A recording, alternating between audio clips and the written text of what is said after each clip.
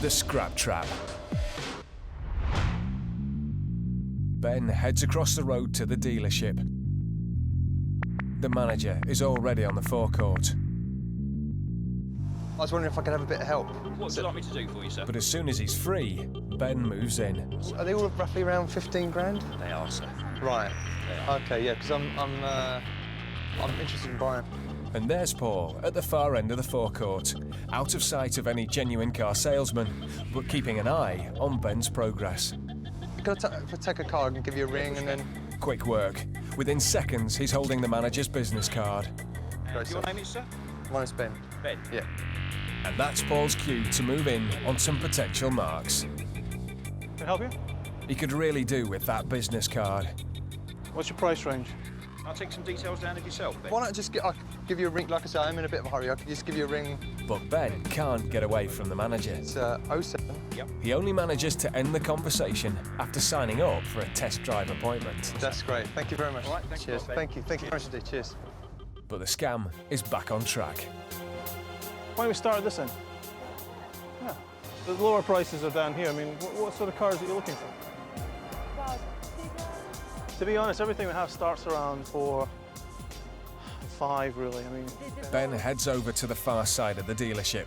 He wants the marks to notice him, but they mustn't see the business card being passed to Paul. we have a scrappage scheme. If your car's old enough, then we can secure a certain amount of money from the government for the car, which we can add to the purchase, but it depends on the size of the car. Sorry. Hiya. I've got a minute. Sorry. Just a second. Just have a look around. Sorry. It's just to say that Done. Now to sow the seeds of the scam. my cousin's had to pull out of you know what we were talking about. Ben has been briefed to have a conversation with Paul about a business deal and to make sure the marks can hear. Do you have the money from your cousin? Well, yeah. I mean, I do, but it's You don't have his money? No. Okay, well, why don't you meet me at the cafe? Give me 5 minutes. Okay. I'm sorry. I'm still up for it though. I'm still. Right. Well, look, meet me at a cafe. We'll talk about it in a minute. Okay. All right? Sorry. Sorry. So Ben's cousin has dropped out of a business deal. As he heads off, it's down to Paul to see if he can find anyone else wanting to make a quick profit.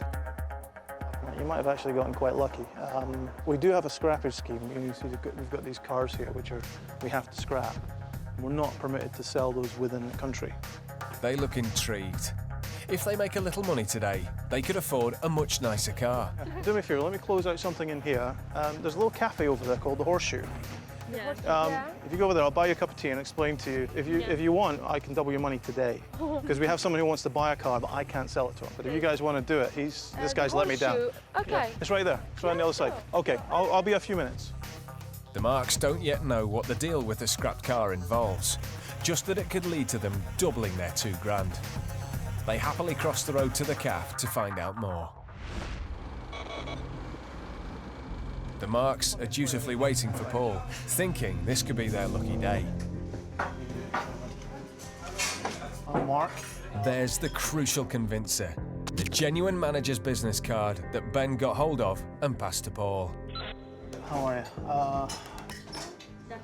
Dasha? Helena. Basically, we're not allowed to sell cars come in from the scrappage scheme, but you take a car which the government gives us £2,000 for, it's actually worth 6,000. You take it out of the country, it's worth a lot more. So Paul has some cars that have been traded in under the government scrappage scheme. By law, they have to be taken off the road and destroyed. But some of the more desirable cars will still fetch good money on the black market in Eastern Europe. And Paul's friend Alex happens to specialise in exporting just such cars. But the car dealer and the exporter can't be seen doing business together. That would be illegal.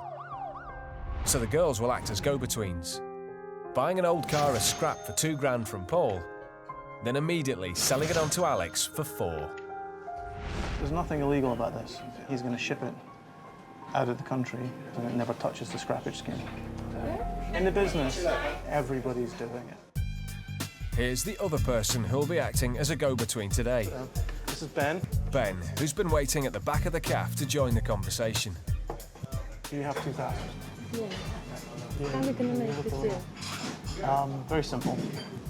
The far end of the car park is where we'll just drive the cars to. he'll give you the money, his people will then drive them away. It's as simple as that. I've done it a few times before. It's just a no-brainer, really. Yeah. You up for it?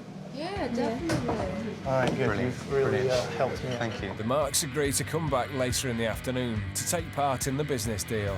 Tends to be true though. It does, doesn't it? After all, they'd be mad to walk away from this amazing opportunity, wouldn't they? It's been a few hours since the meeting. Alex, Paul and Ben arrive in a car park, ready to make the deal. And there's one of the scrappage cars that was parked outside the dealership earlier on.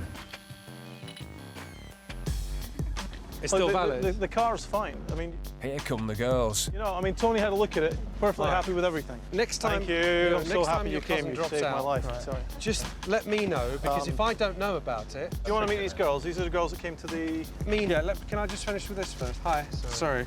Alex and Ben pretend to be having a conversation about the deal, but make sure the Marks see his £3,000 fee being handed over. £3,000 we said, yeah? Okay. Put it in there. I've got... Actually, I had something for you. No, just hold on to that. So where's the other car? But Hi. we're going to go get it. This is Hi. this is Helena, this is Dasha. Hi, Dasha. Have you got the car here? Yeah, they're going to come over and get the car, and then they're going to drive it over to you. All right. The girls still need to go to the dealership to pick up their scrap car and drive it around. You're giving them 4. 4,000 we said, yeah? They're giving them But in the meantime, Alex shows them what they stand to earn. £4,000. Put it in the bag for you, because I don't like sort of being out in the open. Let me just put this lock on. This is it. Time for Ben's toughest challenge, because the hustlers have no intention of actually handing over all that money. Well, we take them away and distract them. Ben's job is to make a secret switch. He has to pull over a piece of black cloth, covering the bag, and revealing an identical one underneath. So that means that that is then handed over back to them, and this contains nothing but paper. Right. The first contains £4,000, the other is completely worthless. Right. He only had moments to practice the move before the girls arrived. Okay. Or just look ahead. Or just look at where you're going. That's natural. There you go. That would work. Good. So I got to ask you, you nervous? Yes, I am. As long as there's only one bag in the car when they look, Yeah. we're okay. If 2 appear, Yeah. we have a problem. Right. We're back in the scam. Have you got the paperwork? Ben knows it's now or never. Everything depends on him getting away with the switch. We'll just have a look. There you go. Okay. Yeah, that all seems fine. He's done it, and nobody noticed.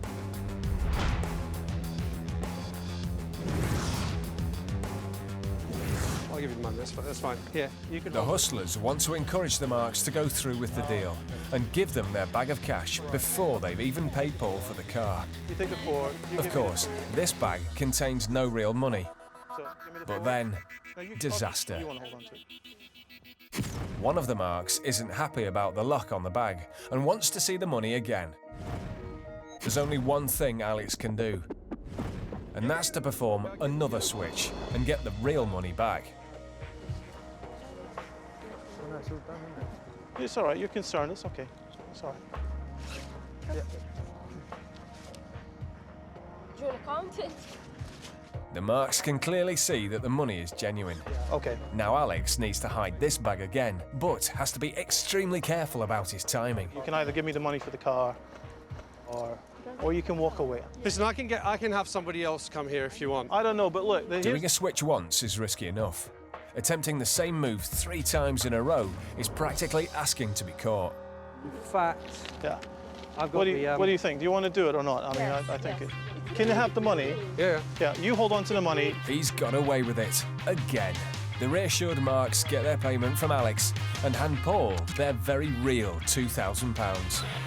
Come on, let's go get the car. We'll be right back. I Let's just go need buy the car. keys and the car. Paul gives the girls the keys to the scrap car they bought. Now they just have to pick it up and drive it round to Alex to complete the transaction. Well, actually, to be honest, if you want to do it again, it's a possibility because he is furious at this guy that didn't turn up today.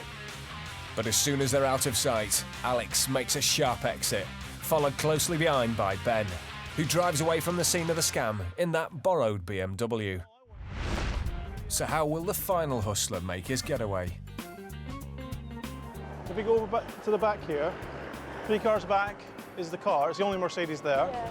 I'm going to put the cash into the safe. Yeah. All right, and pick me up here. Okay. All right. It's just over there and to the back. You've got the keys. Paul points the marks down the road where their scrap car is parked, and they head off with their bag of money and a car key. Of course, Paul's got no intention of going back into the dealership. He gets a lift with Alex, and along with the marks £2,000, they're gone.